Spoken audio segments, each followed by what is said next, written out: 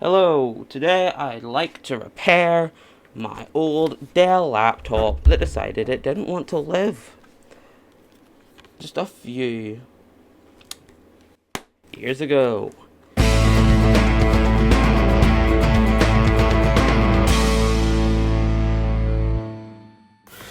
What the hell is wrong with this thing? Well, I have no clue what caused it. I was just charging the laptop using a juice power brick, just like this one, except it was pink, on the USB-C power delivery, and after around 5 minutes of browsing the internet, it just turned off and smelled really bad. I think there must have been a power surge in the hotel, which went through the brick AC, and somehow it went through the power delivery into the laptop. I have some sort of evidence with this because it killed the whole laptop. This Intel 9538H chip is what has died. As you can see, right there. You see right there. It's burned, which is bad. You'd prefer your power management chip not be burned like this. So I bought the chips here.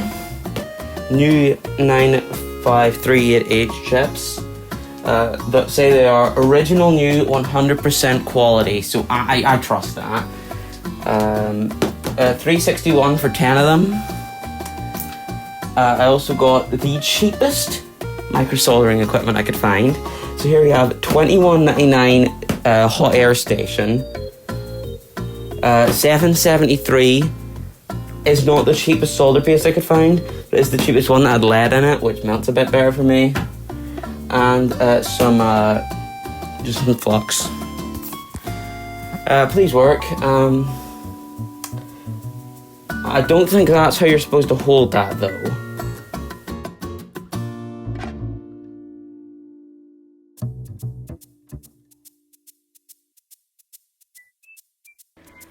And now, I don't want the same fate of what happened to that Sony camcorder happening to this. So now I'm basically just left with a prop that I can't really do anything with, because if I turn it on, everything's slightly purple, there's arrows flashing everywhere, and it constantly complains that the flash doesn't work. So I'm going to take the utmost precautions. And I'm doing that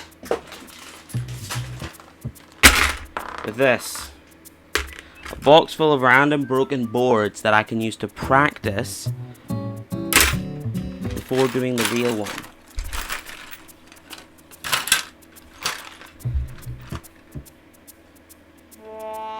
So, cue the time lapse.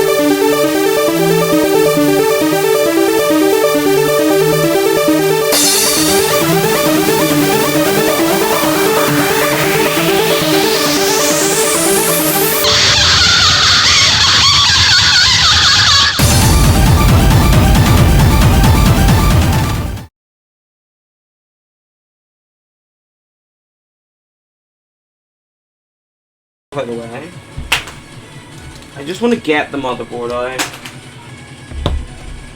I'm going to open this thing up.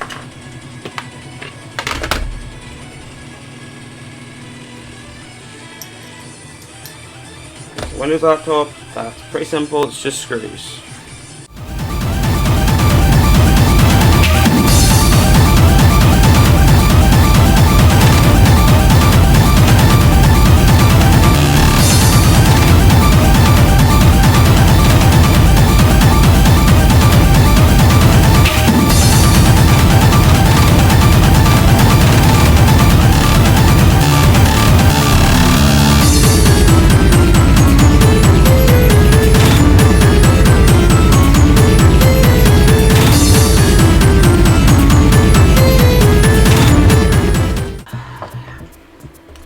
Board. I have the board now. Core i7 and all. You see, it's quite awkward. The chip's here, right behind these massive memory slots. And obviously it's most comfortable like this. But because of the microscope, I'm going to have to do it like this. So the power came in through USB-C from the power surge. And fried that intersil chip, which is the PMS for the entire laptop. As far as I can tell, every single watt that comes through this laptop goes through this chip. The i95338H, which I have 10 replacements. So I have 10 goes of this. W99XH. It's not exact same, but I'm fairly certain they're compatible.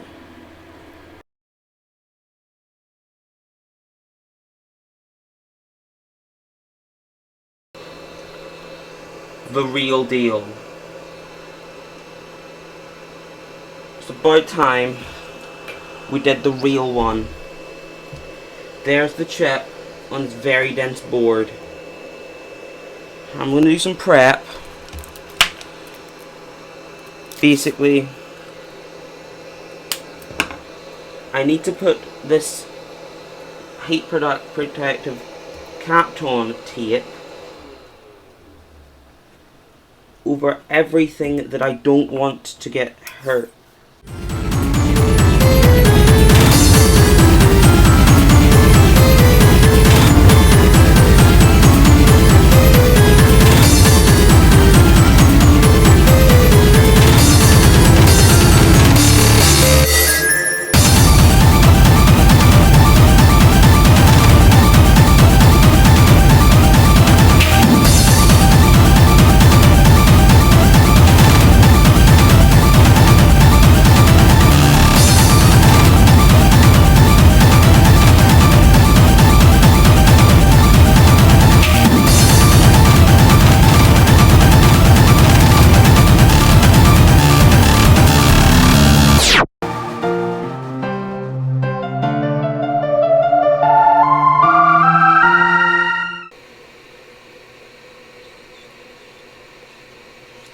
And being the main PMS for the whole laptop, it's got a ton of heat dissipation.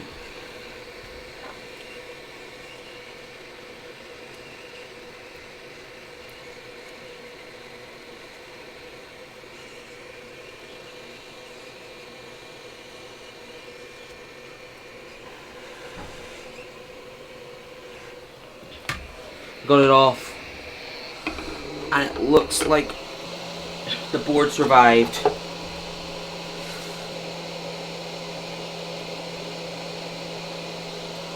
I think it blowing up literally burned 3 of the traces off the board.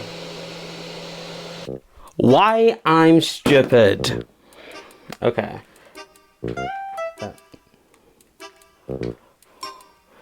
This is the board just seconds after removing the chip. You see something wrong with it? You see these? You see that there? It's the missing pins I knocked off. You can see that more clearly on the next slide. I damaged them when I was removing the chip. Then for some reason, I decided to scrape them with a freaking knife. You can see that here. I knocked them off with the knife in this GIF. There's a chance it was partially burned by the chip, but I should have been more careful.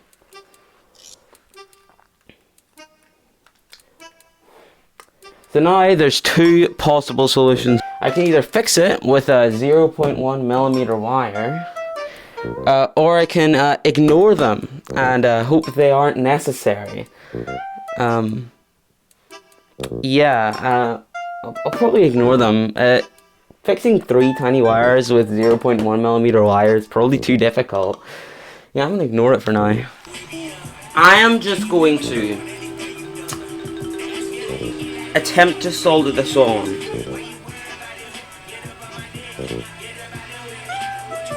Even though there are missing pins. I highly doubt this will work.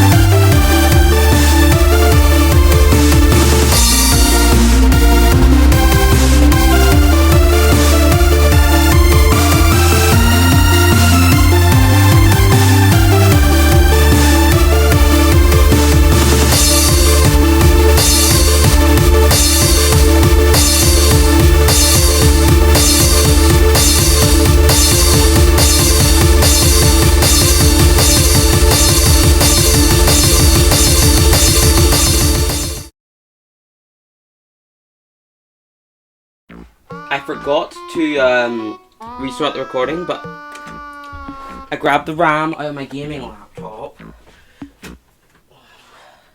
and have mostly reassembled the laptop. I have no clue if this will work, and it probably won't. I also somehow bent the heat pipe. Hopefully it's fine.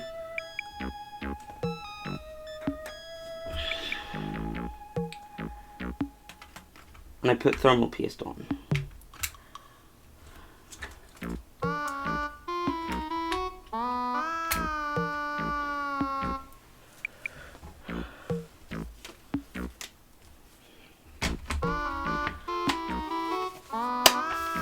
Well, I need a USB cable with some OS on it.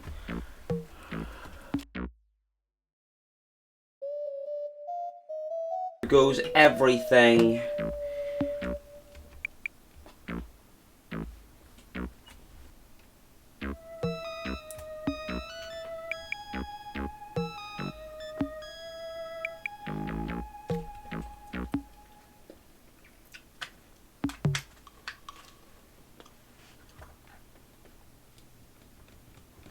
Who could have guessed? Those 3 pins are pretty important because it's not working at all. Those 3 pins are pretty freaking important.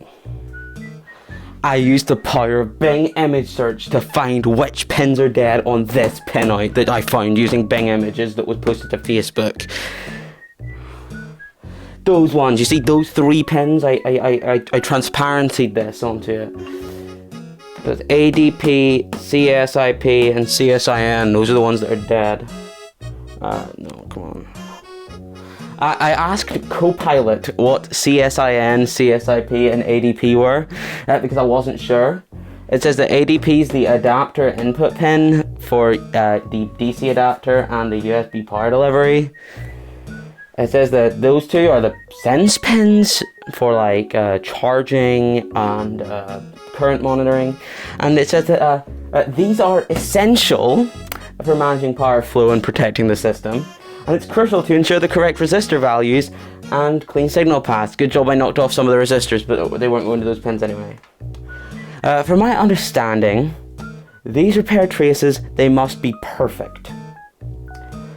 I'll repair it with 0.1mm wire and super glue them in place using, super glue to make sure they don't move when I shoot them with the hot air gun. Day 2.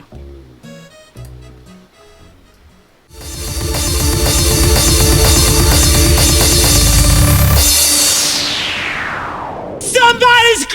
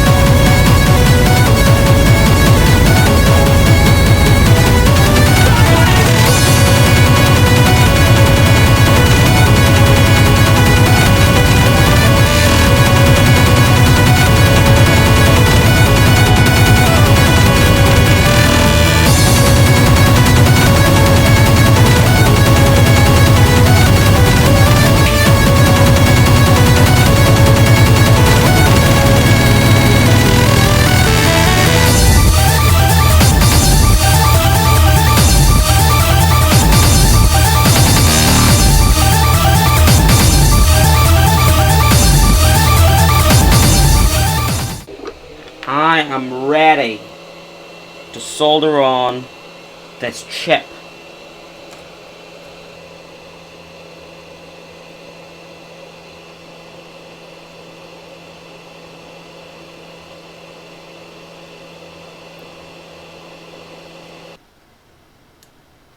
That one actually is pretty well stuck down, but okay.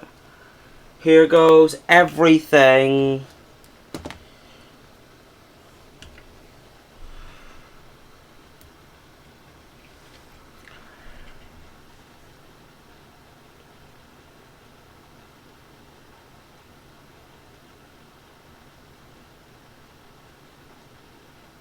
That looks roughly right.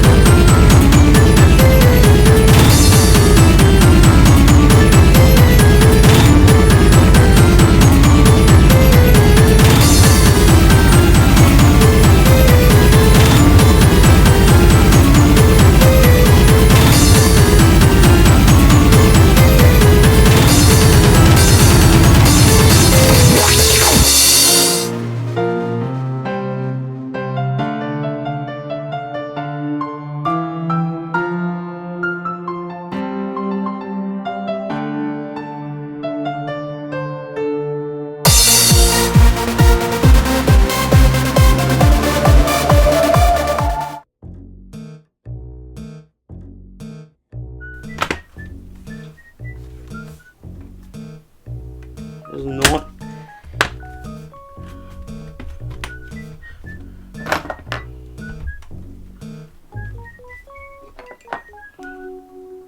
It's as far together as I want to put it right now. Okay. I can't even, it's so long, I can't even remember what happens when you plug the cable in.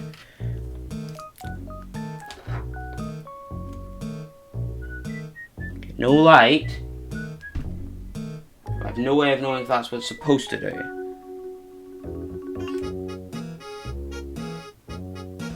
Of course not. Why would anything go right for me? There's like only one of the three cables stayed. You see, it's this one here. You can see using the key that the blue ones are the ones that left, and the red one is the one that stayed. So you see that these two are gone, but this one stayed.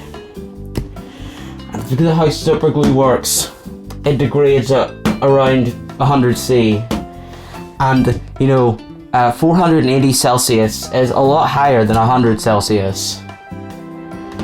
You see here, negative 54 to 82, and sometimes if you've got a high quality one, which that isn't, goes up to 104.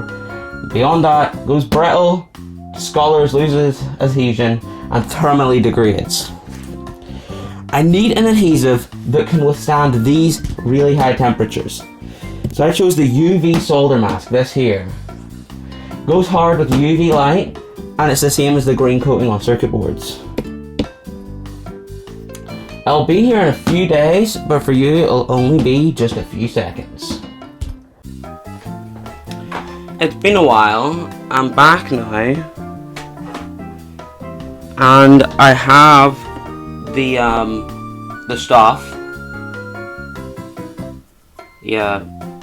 solder mask, and come with a nozzle that I accidentally squirted a bit out of, and also I have a UV pen, you know, so I can cure it.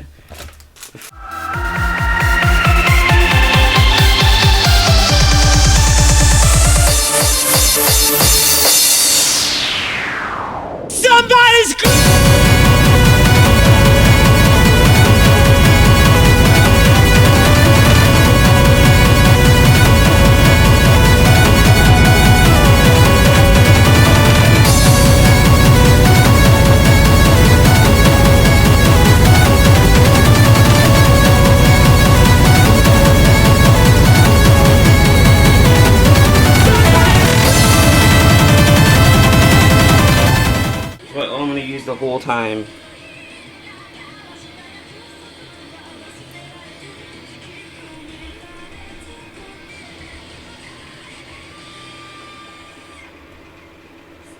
So this is going to be a lot less stressful since I don't need to worry about it curing while I'm working on it.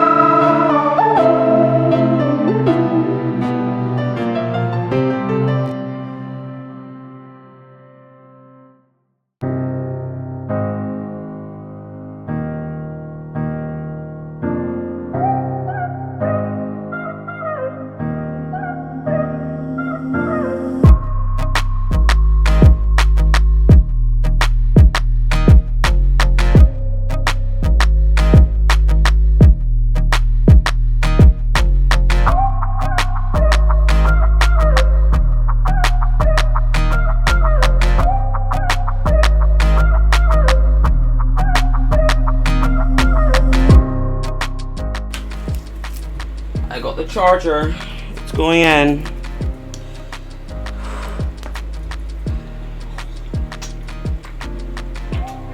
Good courage, it's Coke Zero.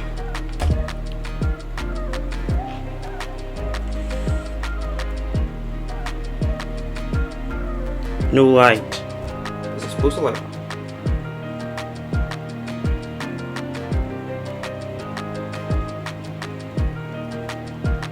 So it comes to a point where I must accept defeat.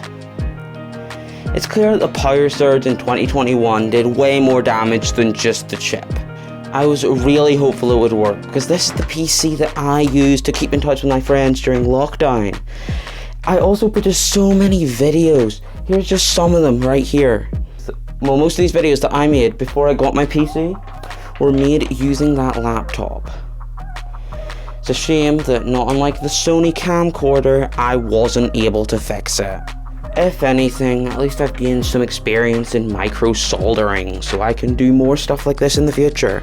There's a chance that if it never died, I'd still be using that computer to this day as my main laptop.